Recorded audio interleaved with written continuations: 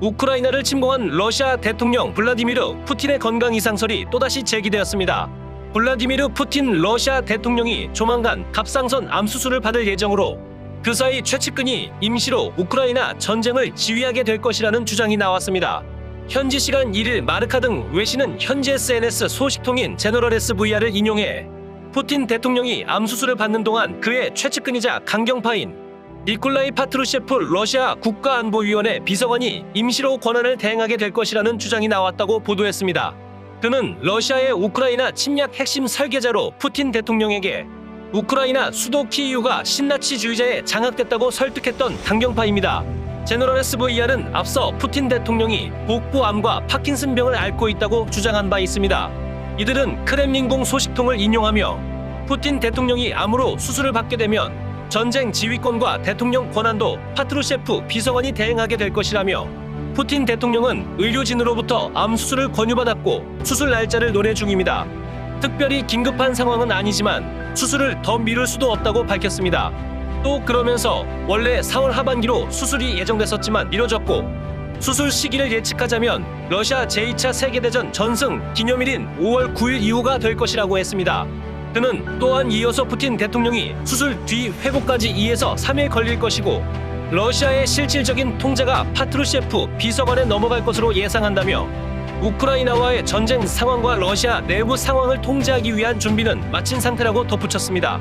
하지만 일각에선 푸틴 대통령이 대통령 임무를 수행할 수 없으면 미하일 미슈스틴 총리가 대통령 권한대행을 맡아야 한다는 러시아 헌법을 무시한 절차라는 지적도 있습니다. 또 앞서도 수차례 푸틴 대통령의 건강 이상설이 제기된 바 있습니다.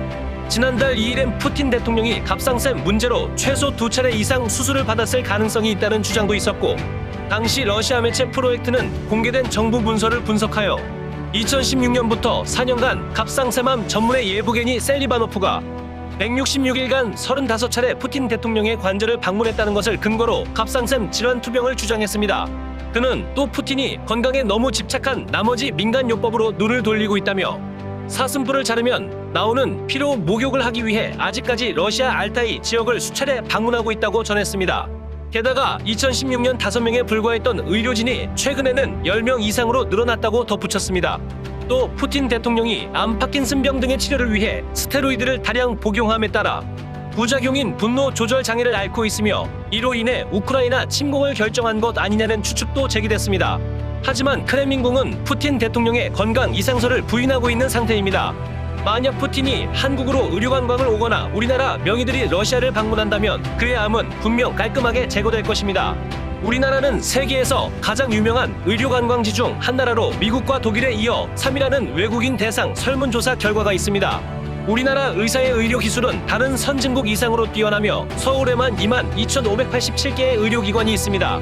또한 최신 기술력과 첨단 의료 시스템, 풍부한 경험을 가진 숙련된 의료인, 합리적인 가격은 세계적인 경쟁력을 가졌습니다. 또한 빨리빨리를 좋아하는 성격 급한 한국인들의 특징은 의료 시스템을 외국처럼 환자가 치료를 받기 위해 오랜 시간 기다릴 필요가 없게 만들었습니다.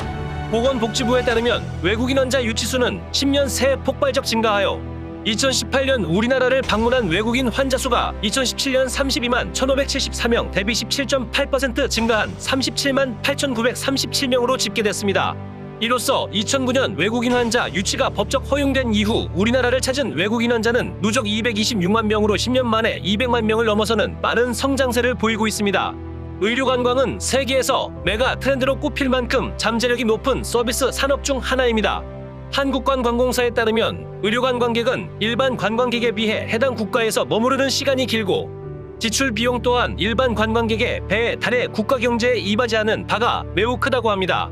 실제로 지난 4월 신한카드와 한국문화관광연구원이 공동으로 발표한 2018년 외국인 신용카드 국내 지출액 분석에는 작년 의료부문 지출이 총 5,206억 원으로 전년 대비 38.2% 증가한 것으로 조사돼 보다 적극적인 관광 분야 정책 수립이 요구되기도 했습니다.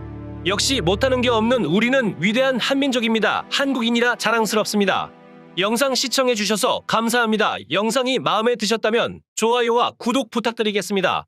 다음번에도 좋은 영상으로 찾아뵙겠습니다. 감사합니다.